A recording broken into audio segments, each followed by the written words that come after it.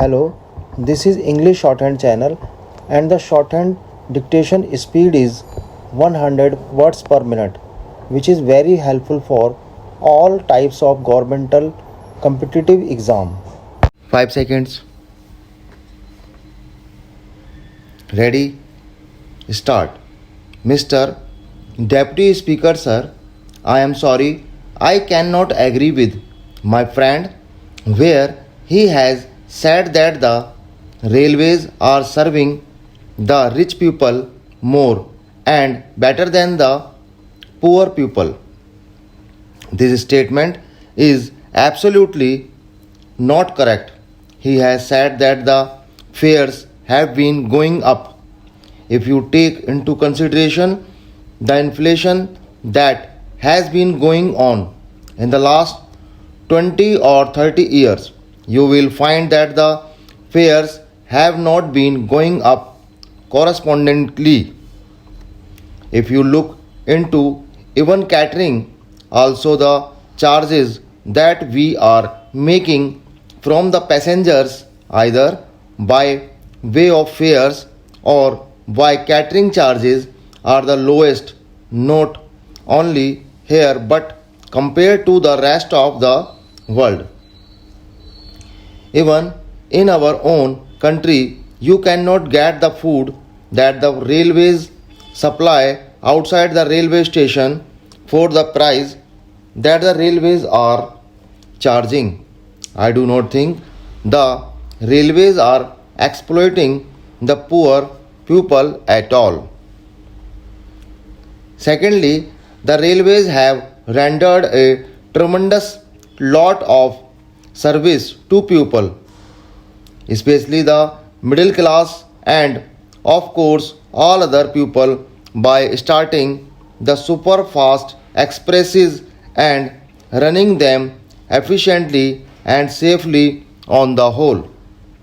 I have only one small criticism to make in this connection, and that is the proposal to raise the platform ticket fee from 1 rupee to 3 rupees is a very unwise thing to do, and the demand of the house from all sides is that it is a thing which is a very serious matter for the people and which the honorable minister as well as the cabinet should take a serious notice of. I sincerely hope that by the time the honorable minister begins to make his final statement either today or tomorrow or even after the consideration of the supplementary demands, government would find it possible to go back again to the earlier fee.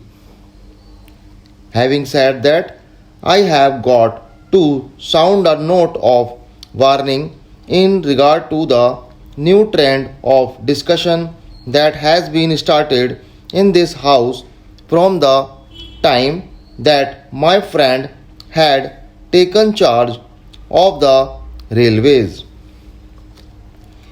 He initiated the idea that the railways should not be asked to make any contribution to the general revenues on account of the 1000 crores of rupees that have been invested and more of it also which is being invested on the railways. I do not agree with him. At the same time, he wants the general revenues to make contribution to the railways because railways are serving some social purposes. True, we have been having it throughout the 120 years ever since the railways have been started in our country. They have been expected to serve social purposes as well as commercial purpose, and they have been doing it.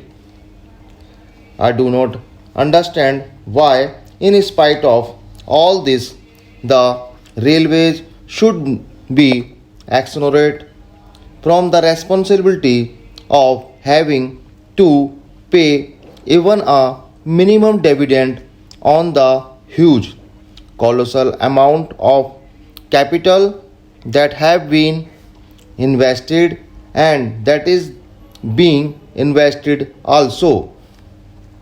I hope the Railway Convention Committee would take due note of this demand that we are making on behalf of the public, that the railways have a responsibility to make contribution to the general revenue not as general revenues but as an interest whatever it may be. Now governing is paying 10 or 15% on borrowings. It need not pay as much as that, but at least half as much as that or one third as much as that, but there should be contribution from the railway. Another thing which my honorable friend started and which has been taken advantage of by successive railway ministers from our side is to place all the blame on the planning commission, and then somehow suddenly from all sides all our members jump into the fray and they exonerate the railways. They forgot the primary responsibility of the railways to make the best possible use of the monies that have been placed at their disposal. The assets that have been placed at their disposal, and go on blaming the planning commission. Planning commission means the central government, the whole of the parliament. How else does the planning commission function? I cannot understand. If the railways want more money, they should be able to make out a good enough case and get in from the finance minister and from the government.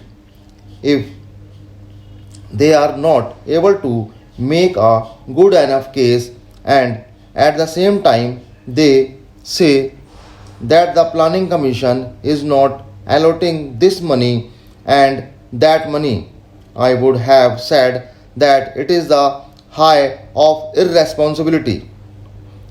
It is the duty of the railway minister and the government as a whole to go into the whole finances of the railways and find out how much money has to be placed at their disposal. Are the railways utilizing the funds that are being placed at their disposal? Are they utilizing their assets to the best possible advantage? I am not very sure about it.